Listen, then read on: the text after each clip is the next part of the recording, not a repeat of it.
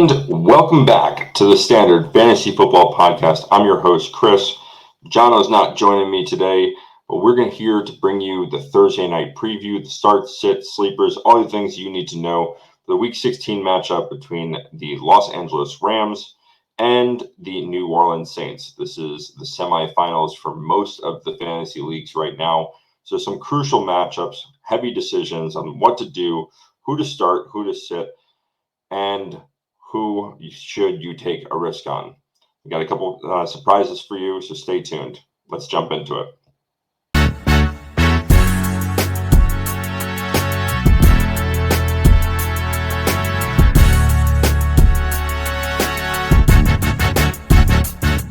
All right, so let's start with the New Orleans Saints. For the New Orleans Saints, I'm going to recommend sitting Derek Carr. I'm not a huge fan of what he's been doing lately. I know he had a big week last week, but it was the 3 touchdowns that really propelled him. We know that he's going to throw up yardage, and we didn't see any touchdowns on the ground last week. Nothing from Taysom Hill, nothing from Alvin Kamara. He gets the 3 passing touchdowns, all of them, 2 of them on the in the red zone and close to the goal line.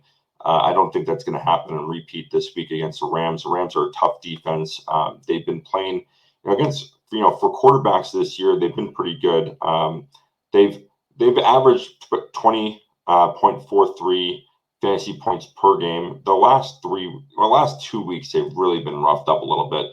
But they did play the Commanders last week. A big chunk of it was from Jacoby Brissett on the last 3 drives of the game, where until Jacoby Brissett came in, they absolutely did nothing.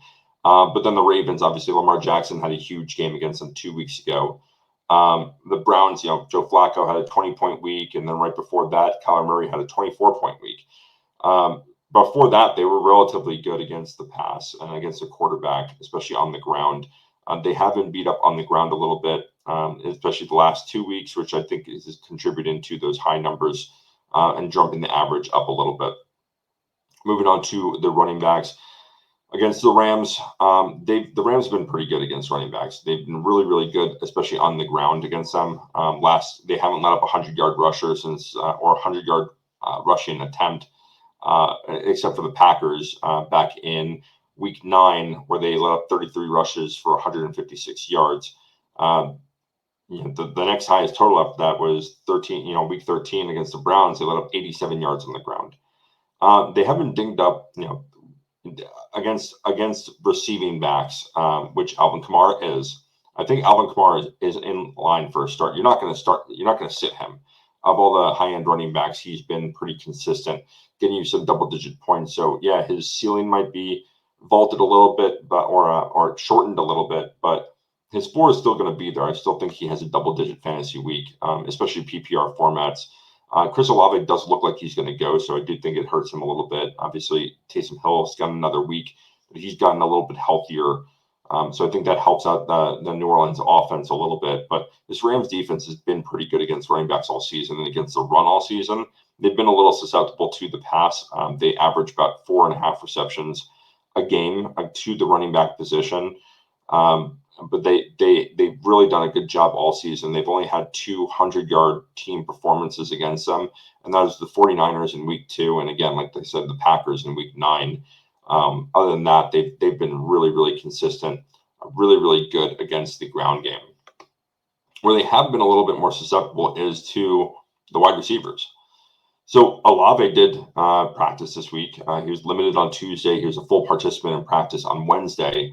They've let up. The Rams have let up an average of 21.29 points per game to the fantasy from a fantasy perspective to wide receivers. The last 2 weeks, especially, 37 points to the Commanders wide receivers, 35 points to the Baltimore wide receivers, and then obviously the Cowboys wide receivers have shredded them. That was back in Week 8. They went through a stretch of doing pretty good, 14, 25.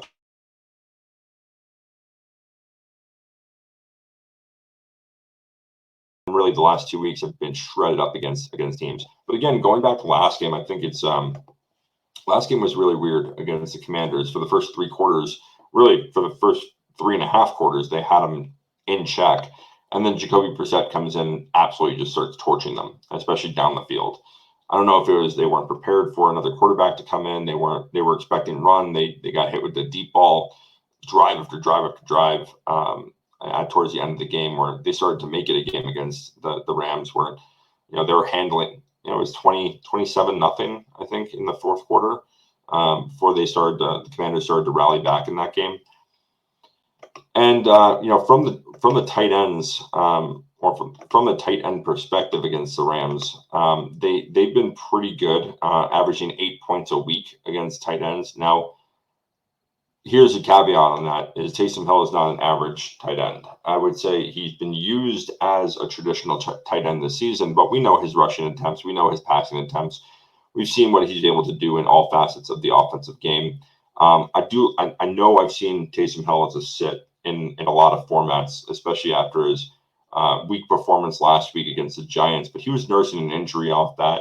You had other tight ends that really stepped up. Jawan Johnson had a touchdown. Jimmy Graham had a touchdown.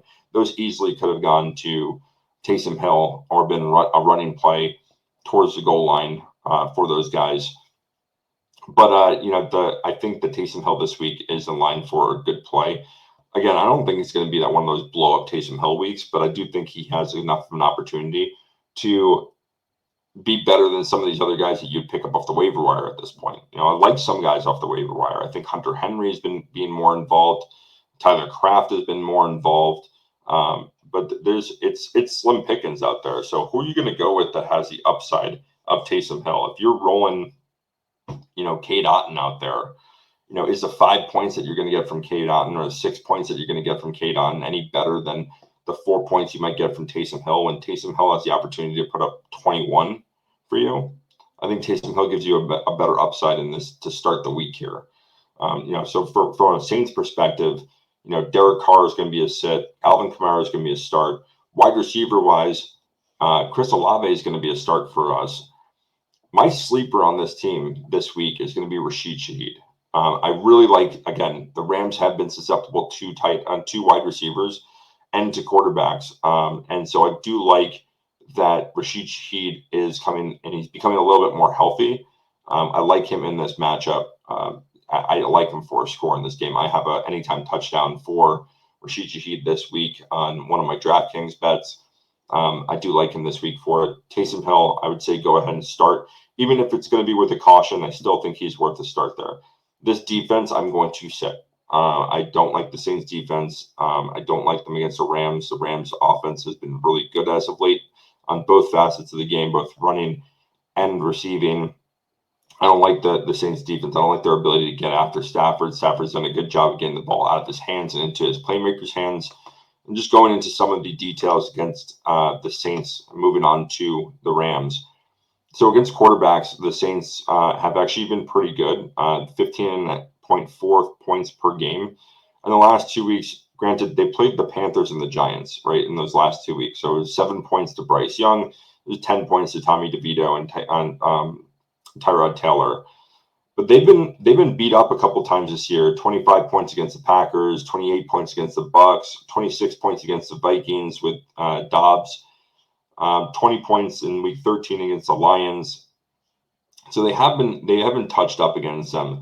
Stafford is a borderline guy for me. I would say if you don't have better options out there, he's a really good guy to start. If you have other guys out there, obviously, like I'm starting Dak over him, right? But he's right in that middle ground with me with like how I would rank Kyler Murray this week or Tua this week, where they're kind of these 7 to 12 guys where, yeah, I can say start them, but this is win or go home. There's 4 teams left in your league. So would I go with him? I think he offers a safe enough floor to where you can go and get 16, 17 points from him. He's not going to dud for 10 to 12 points, but I also don't think he's going to have a 30-point game. Like, would I rather go with Joe Flacco over him? Debatable. I mean, Joe Flacco's been throwing the ball 40 times a game, right? I don't know if Stafford has that ability. We're reliant on the wide receivers when they get the ball to be able to score touchdowns and not going to Kyren Williams. And that goes into it. If he's only throwing one touchdown pass, how much do you really like him? Because it's going to limit his fantasy upside. from a running back perspective, you're starting Kyren Williams. I don't know why you wouldn't. Like, he's probably one of the reasons you're in the semifinals. So go ahead and fire him up. The Saints running backs against running backs has averaged 14 points a week. And again, the last, against the Panthers and Lions, 17 points each week. Against the Falcons, 34 points, right? The Giants, they did really good against Saquon Barkley, only 6 fantasy points against them. But they've been, they started off really strong. Up until week 5, the highest point total was week 1, 14 points a week. And then 8, 6, 9, 6. And then they really started to fall off a cliff, starting to let up just every week beyond that. Up until last week with the Giants, it was double digits, to where like 34 points against the Falcons, 23 points against the Colts. You're starting Kyren Williams. What he offers you is the upside of being both a running back that can traditionally run the ball between the tackles with explosive ability, and him being a great receiver out of the backfield. So they like to pepper him. Stafford likes to give him the ball and give him opportunity to break the play downfield, which I really like from him. I don't know why I'm spending so much time on this. You're starting Kyren Williams. That's again, it's why you're probably in a position like this. So we'll move on to the wide receiver. There's a couple of guys we want to talk about here. Wide receiver wise, let's go over the Saints. 15.8 points per week to the wide receiver position. They've let up some chunk games, 20 plus point performances against the Packers, the Buccaneers, and the Lions, and the Colts. I think the weapons that they have here, Cooper Kupp is getting a lot more involved. Puka Nacua has taken kind of the back seat the last couple of weeks. I do still like Puka in this matchup. I like Cooper Kupp in this matchup. Demarcus Robinson, even, I do like. He's been consistent. How do you not like a guy that's given you a touchdown each of the last 3 weeks? And the last 3 weeks for Demarcus Robinson, we've had double-digit standard fantasy point performances, 55 yards and a touchdown, 46 yards and a touchdown, 44 yards and a touchdown. And the thing that stinks is that his usage is not that great. He had 5 targets 3 weeks ago, 10 targets 2 weeks ago, 3 targets last week. He's only totaled 9 catches over the last 3 weeks, but he's had 3 touchdowns. So are you going with something that you're going to go with a pattern and consistency? I think he's worth a sleeper pick. Like, if you're dealing with some significant injuries, if you're dealing with Jamar Chase out there and there's no one available, and you're thinking about starting him, or Wicks from Green Bay, like, I'd probably take my shot on Robinson. In my league, just for, you have Josh Palmer. I'm against Buffalo. I'm going to sit him. Like, this is a good matchup for the Rams. Tyler Boyd against Pittsburgh. I'm not a huge fan of that matchup. A lot of the free agent guys out there don't have fantastic matchups. Maybe Parker Washington can be in that argument of guys you can pick up if you're down chasing. You really don't have a lot of guys that can back up and put in there. But between those 3 receivers, I would say you're starting Kupp, you're starting Puka, and Demarcus Robinson is a sleeper pick for me, where I think his ability to be that deep target into the end zone to just score on one play, it's kind of the Rashid Shaheed effect on the other side. Right? Like, they're not going to get heavy volume, not going to get a lot of targets, but they're going to be targeted in the end zone and on deep balls, and they have the ability to take it deep. Against tight ends, again, the Saints, both these teams have been fairly good against tight ends. The Saints are giving up 8 points a week to the tight end position, but they have had some really, really big weeks. The Lions had 20 points of Laporta. T.J. Hawkinson had 20 points against them. Cole Kmet had 18 points against them. As of late, against Panthers, again, the last 2 games aren't really a good telltale sign for what this what the Saints team has been, because they played the Panthers and then the Giants, who collectively are not very good offenses. Not at any one position. They can run the football, but that's pretty much all they can do. I think this is a lot tougher of a test against the Rams, who are good at a lot of different things. I think Higbee is a guy that is a sleeper pick that you can go out there and he might get in the end zone here and might have a really good performance. Taking a look at at Higbee's numbers the last couple weeks, I mean, we've seen really against Arizona in week 12, he had 14.5 points, and he really hasn't done much, but his targets are up there. It's the last 3 games that he's played: 5 targets, 4 targets, 5 targets. Again, I don't like him. I think I would like Taysom Hill over Higbee. I think Tyler Kroft over Higbee, Hunter Henry over Higbee, even Cade Otton over Higbee. I like those guys a lot better than Higbee in this matchup. But there is a chance, because we've seen some blow-up performances from the tight end position, that you can go ahead and start him if you're really, really desperate. The Rams defense is going to be a start with caution. I think that there are better matchups out there. I think you can go Commanders versus Jets, Jets versus the Commanders, any one of the defenses in that game. I'd probably want, for me, like I'm avoiding this game from a defensive standpoint. You have the Saints, who are a fairly good offense, and they're getting healthier. Again, Olave's back. This offense should be rolling a little bit better. And then with the Rams defense, they've been pretty good, but on the Saints, on the Rams defense has been pretty. Rams offense has been pretty. Both these defenses can't. I don't know what. It's late. I've been traveling. I'm just trying to talk a little bit. Both these offenses have been good enough to where these defenses aren't impressive enough to where I think that they're either one of them are going to score, really get after the quarterback too much. There might be a turnover here and there. I just think there are better matchups there this weekend. I think the Pittsburgh and Cincinnati are both better and more intriguing defenses to play than anyone in the Thursday. I typically, and especially during playoffs, I want to avoid playing my defense in a Thursday night game. There's short weeks. There's a lot of people that may or may not play, especially on the defensive side of the ball. I want to avoid doing that, and I want to start a defense that has a little bit more time to prep, a little bit more time to get healthy and have their players practice for a week, a day or two, run through walkthroughs, get out there on the field and start making some plays.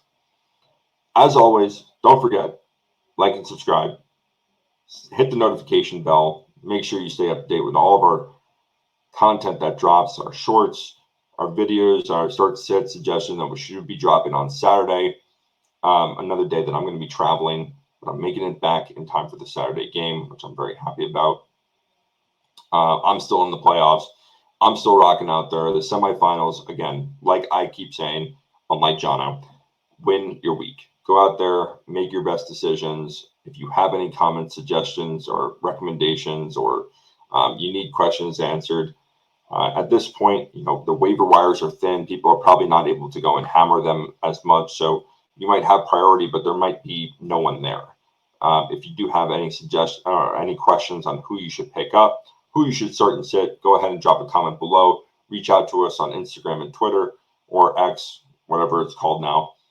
And then we'll be happy to get back to you as soon as possible. Until next time, hope you win your weeks. Hope you get a good, decent start to the week in your semis. Good chunk performances out of your players. I got Alvin Kamara going. I'm crossing my fingers. I'm hoping he gets in for a touchdown. Hoping I get a nice early lead to my semifinal week. See you guys.